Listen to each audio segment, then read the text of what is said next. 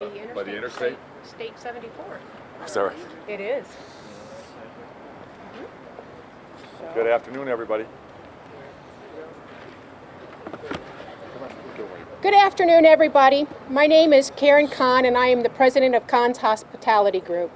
I'd like to welcome you and thank you for joining us to kick off this year's National Small Business Week. The 2016 theme, Dream Big, Start Small, is a motto that I have lived and worked by for the last 25 years.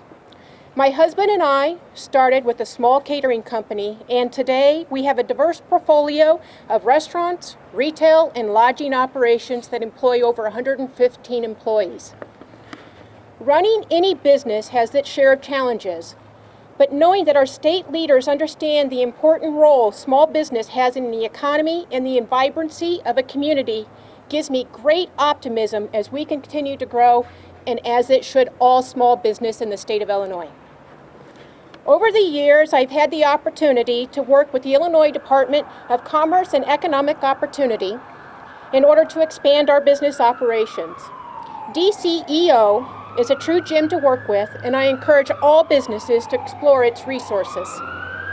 With that, it gives me immense pleasure to introduce the Illinois Department of Commerce and Economic Opportunities Director, Sean McCarthy. Thank you, Karen, and everyone at Obed Isaac for hosting us today as we celebrate the start of Small Business Week. Small businesses like Obed Isaac are the backbone of our economy and the fabric of our local communities. The 1.2 million small businesses in Illinois attribute to 98% of the state businesses and employ over 2.4 million people. Small businesses are key to job growth and growing our state economy. We need to make Illinois a state that encourages entrepreneurship by creating an environment in which small businesses can grow and thrive. Governor Rauner understands the importance of Illinois small businesses and is committed to making our state a great place to start and grow a business. The Illinois Department of Commerce offers resources to assist small business owners. We help develop business and marketing plans. We also help with financial planning, financial resources, and export assistance. We are happy to celebrate Illinois small businesses this week, and now I'll turn things over to the governor to present the proclamation. Thanks, Sean. Again, good afternoon, everybody. Thanks for coming. This is one of my favorite locations in the entire state of Illinois. This is our unofficial home away from home for dinner. I can't wait for it to get a little bit warmer because I spend a lot of our summer evenings here. It's one of the great places in the entire state to sit out and enjoy a delicious beer. The lamb burger is outstanding. I recommend that to you if you haven't tried it. We're here to celebrate small business. Small business is the key to prosperity in the state of Illinois and throughout the United States of America. The majority of Americans either own a small business or work in a small, or are employed in a small business. Think about that. 2/3 of every new job, two-thirds of all the new jobs created are created in small business. Small business success is the economic prosperity for the people of Illinois and across the United States. This week, we are celebrating National Small Business Week, and that's what we're here to proclaim here for the state of Illinois. As we were walking up, Karen and I were talking about, they are expanding. They're expanding in Peoria. I'm looking forward to coming. I think they're going to open up in July. I look forward to sampling their food and beer up there as soon as they do. But she was explaining how they've had some delays because of regulatory hassles and their location next to the Department of Transportation interstate there. And the nightmare it's been getting the approvals and the red tape and the restrictions. That experience, unfortunately, is not uncommon for small business owners across the state. We have a lot of red tape. We have a lot of restrictions, a lot of regulations. One of the reasons we're setting up our not-for-profit Illinois Business and Economic Development Corporation is to have folks who are dedicated, creative problem solvers to streamline the process when applications are being done or regulatory burdens are hit, and help businesses get through their red tape so they can be freed up. The key to success for small business is reducing red tape, reducing the regulatory burden, and reducing the tax burden so the businesses can keep their costs reasonable and they can compete and earn a decent return on their investment. Entrepreneurs take risk capital. They need to get a good return on their risk capital in order so that they can expand and continue to grow, just like the Kahn family has done. That's the core of our turnaround agenda that we're advocating. It's about growing our economy by reducing the regulatory burden and the tax burden on small businesses so they can become big businesses. As we've talked to small business owners around the state, the two biggest problems we've heard about over the past year is workers' comp costs, especially for manufacturing companies, but many types of construction firms and many others. Workers' comp costs in Illinois are multiples of the states around us. They're 2 to 3 times as high as the costs in the states around us, and that hurts the competitiveness of our businesses, causes them not to expand and hire as many people, and in many cases they move out of the state to go to lower cost locations nearby.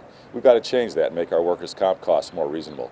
The other huge issue we hear about is property taxes. Property taxes, the #1 uncompetitive tax in the state of Illinois.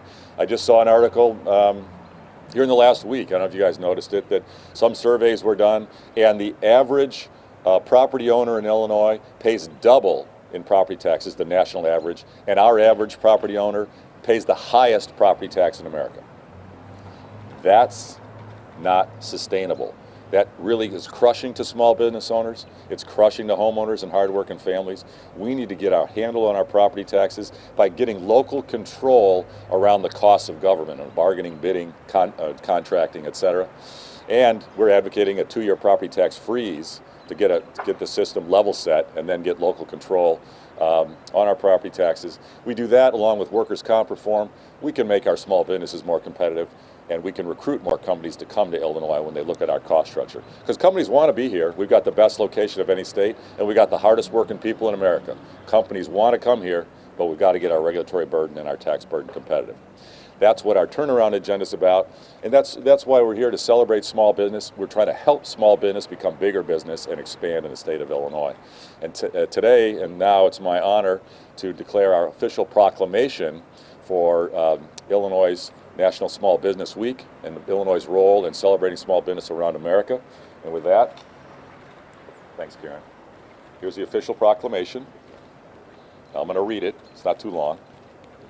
I've had laryngitis last week, so hopefully I can get through the whole thing. Whereas America's progress has been driven by pioneers who think big, take risks, and work hard, and whereas from the storefront shops that anchor Main Street to the high-tech startups that keep America on the cutting edge, small businesses are the backbone of our economy and the cornerstone of our nation's promise. And whereas small business owners and Main Street businesses have energy and passion for what they do, and whereas when we support small business, we create jobs and local communities preserve their unique culture, and whereas because this country's 28 million small businesses create nearly two out of 3 jobs in our economy, we cannot resolve ourselves to create jobs and spur economic growth in America without discussing ways to support our entrepreneurs. And whereas the President of the United States has proclaimed National Small Business Week every year since 1963 to highlight the programs and services available to entrepreneurs through the U.S. Small Business Administration and other government agencies, and whereas the state of Illinois supports and joins in this national effort to help America's small businesses do what they do best, grow their business, create jobs, and ensure that our communities remain as vibrant tomorrow as they are today. Therefore, I, Bruce Rauner, Governor of the state of Illinois, do hereby proclaim May 1st to May 7th, 2016 as National Small Business Week in the state of Illinois. Yay, team. Okay. Thank you. Now we can do some questions. Governor, you talked about workers' comp, but I understand that fits into the grand compromise we're hearing about. How are you going to make it better in a way that's going to pass down there? Well, I'm hearing good, favorable reports from various members of the General Assembly that there are productive negotiations going on among different legislators in both parties, Democrats and Republicans, talking about reforms that we can get together to help grow more jobs. Workers' comp is chief among the regulatory reforms, as well as increased protections for taxpayers, especially around local control for property taxes. I am not privy to all the negotiations. I don't know the detail of what's being discussed, but I'm cautiously optimistic that some progress is being made. And workers' comp is among the biggest challenges we face. If we change workers' comp costs and make it more competitive with other states around us, it will help both small businesses as well as taxpayers.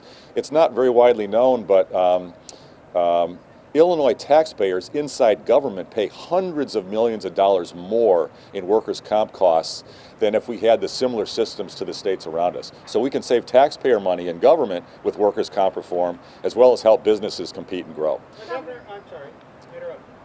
Well, just to finish the last point, Caterpillar in Peoria, where the Cons are opening their new store, their new restaurant, Caterpillar told me that workers' comp costs Caterpillar 5 times as much in Illinois as in the other states where they build their equipment. And that's one of the primary drivers, the reason that Caterpillar has been growing their jobs outside of Illinois substantially in other states. And not in Illinois. They have not been growing in Illinois. In fact, right now, because of the recession, they've actually been declining. But they've been flat for years, and they've told me workers' comp was the #1 reason they've held their jobs flat for so long. Well, I wanted to ask about Can I get some other ones, and then I'll come back to you? Fine. Okay. Yeah, Governor, when it comes to higher ed, would you support any additional money in the near term for our universities? There are some that say it still was enough. First of all, too little, too late, especially. Yeah. Did CSU get too much of that bailout versus some of the other universities that are struggling? Well, again, I would applaud the bipartisan effort done by the legislators to help get through this crisis period and get some much needed assistance to our universities and our colleges. No one wants to see Chicago State close. No one wants to see Eastern Illinois University have to lay off people. It's a tragedy that we haven't been able to get to a grand compromise on a budget. We clearly have to stop spending money that we don't have. We've been doing that for decades, and the time's up. We can't do that anymore. This short-term assistance bill was clearly never enough to solve our problem for our funding for our universities. It was a short-term solution to help keep them afloat for a period. We clearly need to do significantly more to support our universities. I support more money for our universities and our community colleges. Frankly, if we can get a grand compromise, I support significantly more. Education should be our top priority for our taxpayer dollars. And the right answer is to use this window of opportunity between now and May 31st to get a grand compromise, get reforms, get a truly balanced budget that includes some appropriate spending levels and some spending reductions, along with some new revenues and some tax reform. And that's really what we should focus on. We've got 4 weeks to get a grand compromise and get a balanced budget. That's what we really should focus on. Yes, sir. I mean, would you, at this point, would you encourage maybe a 2-year plan at this point? I mean, Yeah. We're so close to the end of the year, why not? Yeah, no, that's what I'm recommending. We do a budget that's for 2016 and 2017. Frankly, we're out of money for 2016. There's nothing that we can do really productive for 2016. We should get a grand bargain for both years and do the right thing for the long term. Governor, Would Governor, it with be this, the same how we have this year and next year, hopefully? Yeah, hopefully we never have to go through this again. Well, we have been spending on a deficit basis for decades. And we've been borrowing to cover it up, and we have been skimping on pension payments to cover it up. That's the same as borrowing. If we don't pay into the pensions the actuarial amount, that's basically borrowing at the asset return of the pensions, which is about 8%. So we have been unknowingly, the voters and the taxpayers haven't been told by the elected officials what they've been doing. We've been borrowing at 8% for billions and billions of dollars, and it's come home to roost, and this is what we've got to fix. And if we think that only doing a tax hike could solve that problem, it won't. We need pension reform. We need growth. We can't tax our way out of this problem. It's not possible. We can't cut our way out of this problem. It's not possible. We've got to grow. We've got to help companies like Obed and Isaac's grow. Then we can have the revenue to solve the problem. Governor, if opportunity is the theme of the week, can you say today if you've given to the Illinois Opportunity Project? And if not, why not? I asked our team to check on that because I think you asked that before. I have not given since I became governor, and I believe I gave a small amount a couple years ago. You don't know how much? I don't. My order of magnitude, I think, was 25 to 50,000, which, you know, is a lot of money, but in the scheme of the millions that they raise, it's not very much. Governor, regarding this idea of a grand bargain, I mean, what's kind of the minimum you're asking for in terms of reforms, your agenda items, and how much would you be willing to sign on for in terms of revenue and taxes? Well, again, I don't want to get ahead of the legislature in their negotiations. I don't want to comment on specifics. I think the good news is they're talking about very significant reforms, I've been told, and they're talking about a balanced budget that includes cuts as well as some tax revenue reform, and I think that's the right answer. You keep saying I've been told or you're hearing. Are you not directly involved in these negotiations? I'm not. And I'm not. Should you be at some point? At various points in the past, I have been, and I think and I don't think the leaders in the legislature are directly involved either. I think this is a grassroots effort from members of the General Assembly who are really kind of taking and it's just the right thing. I think they're taking the bull by the horns, and I think they're moving it Does along. that make you and the leaders look bad that you guys can't do this on your own and that it has to be done by rank and file? Actually, you know what? Having it done by the legislatures, I think, is the best answer. I mean, and frankly, we should all be embarrassed that we haven't got this done in the last year. It's ridiculous. There's no reason that we can't have a budget. And folks know that we can't just raise taxes and fix the problem. We've known this issue.